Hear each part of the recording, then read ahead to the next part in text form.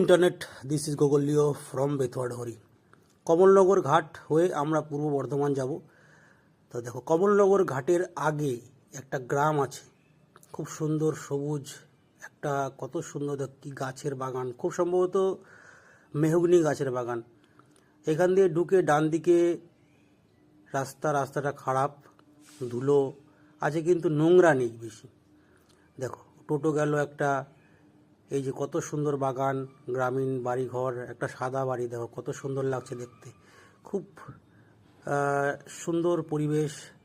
রাস্তাঘাট একটু খারাপ হলেও গ্রামীণ পরিবেশ। সামনে দেখো একটা ট্রাক্টর থেকে ইট নামাচ্ছে, ভাঙা আদলা ইট আছে, ভালো ইট আছে।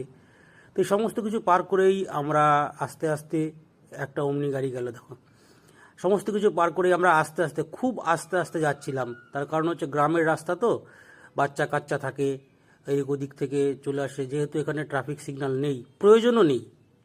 একটা টোটো দেখো খুব ধীরে ধীরে যাচ্ছে কিছু মালপত্র নিয়ে, খুব সম্ভবত কুরকুরে, চিপস ফিপস এই সমস্ত কিছু আছে। ডান দিকে দেখো আর একটা চাষের জমি, সঙ্গে চারিদিকে গাছ লাগানো। ভালো থাকো, সুস্থ থাকো, বাঁকা রাস্তায় কখনোই দিশেহারা নয়।